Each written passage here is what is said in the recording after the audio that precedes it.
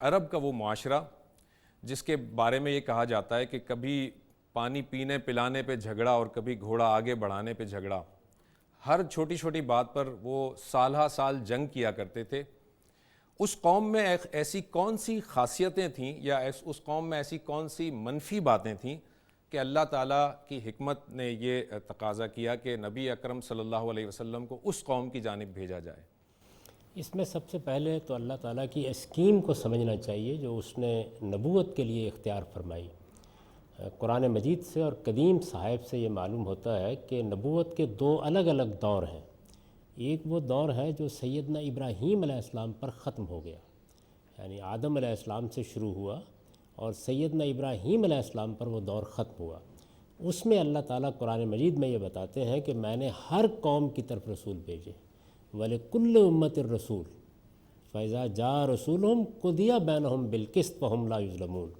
یعنی جب بھی کسی قوم کی طرف رسول آیا اسی دنیا میں اس کا فیصلہ ہوا اور اس پر ذرہ برابر بھی ظلم نہیں کیا گیا۔ رسولوں کی بعثت کا یہ سلسلہ ہر قوم میں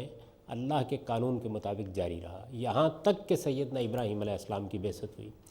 تو سیدنا ابراہیم علیہ السلام کے بعد اللہ تعالیٰ نے اپنی ایک دوسری اسکیم جاری کی۔ وہ اسکیم یہ تھی کہ اب سیدنا ابراہیم علیہ السلام کی اولاد ہی میں نبوت کو خاص کر دیا جائے گا، اور اس کے لیے ایک فیصلہ یہ کیا گیا کہ اب ابراہیم علیہ السلام کی اولاد نبوت کے منصب پر فائز ہوگی، انہی کے اندر پیغمبر آئیں گے، اور یہ پوری کی پوری قوم یعنی ابراہیم علیہ السلام کی اولاد، ان کی ذریت، یہ پوری کی پوری قوم اللہ کی منتخب قوم قرار پا جائے گی۔ دوسرا فیصلہ یہ کیا گیا کہ دو علاقے اللہ تعالیٰ نے خاص کر لیے، ایک کنعان کا علاقہ جس کو اب ہم فلسطین کہتے ہیں، دوسرے جزیرہ نماء عرب۔ ان دونوں علاقوں کے بارے میں یہ فیصلہ کر دیا گیا کہ یہ اللہ تعالیٰ نے اپنے لیے خاص کر لیے ہیں، ان میں توحید کے مراکز بنائے جائیں گے، ان میں ابراہیم علیہ السلام کی ذریت کو آباد کیا جائے گا، اور پھر اللہ تعالیٰ ان علاقوں میں اپنی منتخب قوم کے ذریعے سے پوری دنیا تک اپنا پیغام بھی پہنچائیں گے اور لوگوں پر اتمام حجت بھی کریں گے، یعنی حق کو آخری درجے میں واضح بھی کریں گے۔ تو سیدنا ابراہیم علیہ السلام کی یہ ذریت ہے جس سے پھر اس نئے دور کی ابتدا ہوئی ہے، یعنی کم و بیش آج سے 4000 سال پہلے ار کے شہر میں سیدنا ابراہیم علیہ السلام نے اپنی قوم پر اللہ کی حجت پوری کی، اس قوم پر عذاب آ گیا، وہ وہاں سے نکلے، اور نکلنے کے بعد انہیں یہ حکم دیا گیا کہ آپ اپنی اولاد کے ایک حصے کو عرب میں آباد کریں اور وہاں حرم کی تعمیر کریں، اور دوسرے حصے کو کنعان میں آباد کریں۔ تو بنی اسحاق کو انہوں نے یعنی اپنے ایک بیٹے کی اولاد کو کنعان میں آباد کیا، جیسے کہ میں نے عرض کیا، جس کو اب ہم فلسطین کہتے ہیں، اور دوسرے حصے کو جزیرہ نماء عرب میں آباد کیا۔ تو اس لیے یہ فیصلہ تو سیدنا ابراہیم علیہ السلام کے زمانے ہی میں ہو گیا تھا کہ اب نبوت ان کے لیے خاص رہے گی۔ اگر آپ قرآن کو پڑھیں تو وہ آپ کو یہ بتاتا ہے کہ یہ دو بالکل الگ الگ دور ہیں۔ چنانچہ سورہ آل عمران میں یہ فرمایا کہ ان اللہ اصطفیٰ آدم و نوحً و آل ابراہیم و آل عمران علی العالمین، یعنی اللہ تعالیٰ نے پہلے مرحلے میں انفرادی نبوت کا طریقہ اختیار کیا، اس میں آدم اور نوح کی مثال دی ہے، اور دوسرے میں آل ابراہیم یعنی پوری کی پوری اولاد ابراہیم کا استفاع کر لیا گیا، ان کا انتخاب کر لیا گیا۔ یہی چیز ہے جو سورہ بقرہ کی پوری دعوت کا موضوع ہے۔ اس میں دیکھیے نا کہ دعوت شروع یہاں سے ہوتی ہے، کیا ہے؟ بنی اسرائیل۔ یہ بنی اسرائیل کون ہے؟ بنی اسحاق، حضرت ابراہیم کی اولاد کا ایک حصہ، ان کی اولاد کی ایک شاخ، ان کو مخاطب کر کے یہ کہا گیا کہ انی فضلتکم علی العالمین، میں نے تمہیں دنیا کی ساری قوموں میں سے منتخب کر لیا ہے کہ تمہارے ذریعے سے میں اپنی دعوت، اپنا پیغام دنیا تک پہنچانا چاہتا ہوں۔ تو اس وجہ سے نبوت تو اس آخری دور میں انہی کے اندر رہنی تھی۔ ایک تو یہ پہلو ہمیشہ پیش نظر رکھنا چاہیے۔ یہ جو بنی اسماعیل ہیں، ان کو اللہ تعالیٰ نے آخری نبوت کے لیے خاص کیا ہوا تھا، یعنی پہلے کم و بیش 2000 سال تک نبوت کا سلسلہ بنی اسرائیل میں رہا۔ ان کے ہاں سیدنا اسماعیل علیہ السلام کے بعد جو حضرت ابراہیم کے صاحبزادے ہیں، کوئی پیغمبر نہیں آیا۔ یہ لوگ جزیرہ نماء عرب میں آباد رہے، یہاں حرم آباد کر دیا گیا۔ سیدنا اسماعیل کی شادی بنی جرہم میں ہوئی اور وہ پوری کی پوری قوم بھی مسلمان ہو گئی۔ یہ لوگ حرم کے پروہت تھے، حرم کی ذمہ داریوں کو ادا کرتے تھے۔ نبوت کا تمام تر کاروبار وہ بنی اسرائیل میں رہا۔ وہی لوگ تھے کہ جن میں پیغمبر آتے رہے، سیدنا موسیٰ علیہ السلام کی بعثت ہوئی، ان کے بعد پے در پے نبی آئے، جس کو قرآن مجید بیان کرتا ہے کہ وَقَفَّيْنَا مِن بَعْدِهِ بِالرُّسُلِ، یعنی ایک کے بعد دوسرا پیغمبر آتا چلا گیا، یہاں تک کہ حضرت مسیح علیہ السلام کی بعثت ہوئی اور اللہ تعالیٰ نے فیصلہ کر دیا کہ اب بنی اسرائیل اس منصب سے معزول ہوئے، ان کی جگہ بنی اسماعیل کو یہ منصب دیا جائے گا۔ یہ ابراہیم علیہ السلام کی اولاد ہے، اس کے بے پناہ خصائص ہیں، یہ اپنی ایک تاریخ رکھتی ہے، اپنا ایک پس منظر رکھتی ہے، ان کے لیے ایک علاقہ خاص کیا گیا، یہ حرم جو اللہ تعالیٰ کی عبادت کا اولین مرکز تھا اس کے متولی قرار پائے، اس لیے یہ بڑی خصوصیات رکھنے والی قوم ہے، اپنی ایک شاندار تاریخ رکھتی ہے۔ عام طور پر ہمارے ہاں جو ان کی خامیاں گنوائی جاتی ہیں اس میں کوئی شک نہیں کہ اس میں جنگ و جدال کی نوبت بھی پہنچ گئی تھی، اور وہ ٹھیک ہے، پینے پلانے پہ جھگڑا، لیکن اس سب کچھ کے باوجود حمیت، نصرت، کسی حق کے لیے کھڑا ہو جانا، ایک خاص طرح کی صحرائی زندگی، وہ جس کو اقبال نے بیان کیا ہے نا کہ فطرت کے مقاصد کی کرتا ہے نگہبانی، یا بندہ صحرائی یا مرد کہستانی، تو یہ بڑے اعلیٰ اوصاف ان کے اندر پائے جاتے تھے۔ وہ معمولی باتوں پر بھی اگر وعدہ کر لیتے تھے تو جان دے دیتے تھے۔ ان کی اگر آپ تاریخ پڑھیں تو یہ معلوم ہوتا ہے، اور ان کی شاعری سے، ان کے ادب سے،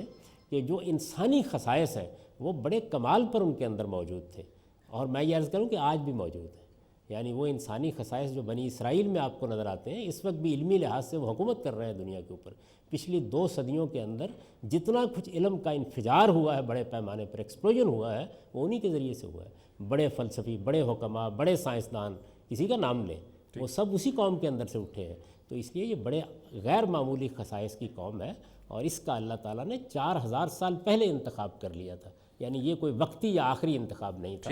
اور رسالت مآب صلی اللہ علیہ وسلم کی بعثت اس کے بعد 1500 سال پہلے ہوئی۔ حضرت ابراہیم علیہ السلام کے بعد اللہ تعالیٰ نے نبوت کے لیے خاص کر لیا ان کی اولاد میں سے،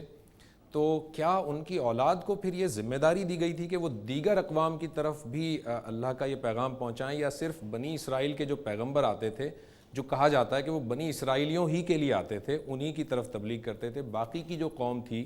وہ کیا اس تبلیغ سے، اس دعوت سے محروم رہ جاتی تھی؟ نہیں، پوری قوم کو یہ ذمہ داری دے دی گئی، یعنی جو تبدیلی کی گئی وہ یہی تھی کہ پہلے ہر قوم کی طرف رسول بھیجے گئے، اور پھر 4000 سال پہلے تبدیلی یہ کی گئی کہ اب ایک پوری قوم اٹھا دی گئی۔ دیکھیے نا، 2 کام کیے گئے، ایک قوم پوری کی پوری منتخب کر لی گئی، اور دوسرے 2 علاقے خاص کر لیے گئے جو دنیا کے بالکل درمیان میں ہیں،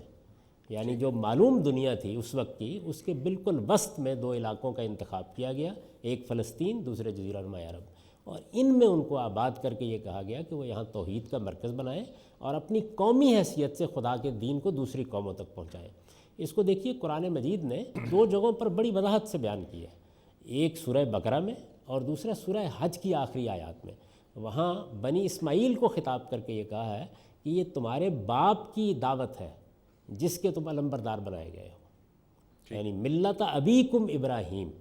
اور ان کو یہ ذمہ داری دی گئی کہ تمہیں کیا کرنا ہے، یکون الرسول علیکم شہیدہ، رسول تم پر گواہی دے گا، وتکونوا شہداء علی الناس، اور تم باقی دنیا کی قوموں پر خدا کے دین کی گواہی دے گے۔ تو انڈائریکٹ طریقہ اختیار کیا گیا، چنانچہ نبی ان کی اصلاح کرنے کے لیے، ان کو دعوت دینے کے لیے، ان تک پیغام پہنچانے کے لیے آتے تھے، اور اس قوم کی ذمہ داری یہ تھی کہ وہ باقی دنیا تک پیغام پہنچائے۔ یہی معاملہ رسالت مآب صلی اللہ علیہ وسلم کے بارے میں کیا گیا۔ آپ نے عرب پر اتمام حجت کیا، ان تک خدا کا پیغام پہنچایا، اور خدا کی دینونت وہاں قائم کر دی، اور اس کے بعد پھر صحابہ کرام یا بنی اسماعیل یا سیدنا ابراہیم علیہ السلام کی اولاد کی اس شاخ کو یہ ذمہ داری دی گئی کہ اب آپ باقی دنیا تک خدا کا پیغام پہنچائیں۔ جعلناکم امۃ وسطا لتکونوا شہداء علی الناس، اللہ تعالیٰ کہتے ہیں کہ میں نے تمہیں ایک درمیان کی قوم بنایا ہے، جس کی ایک طرف رسول ہے، دوسری طرف دنیا کی اقوام ہے، اور ذمہ داری کیا دی ہے کہ رسول تم پر خدا کی گواہی دے گا اور تم دنیا کی باقی قوموں پر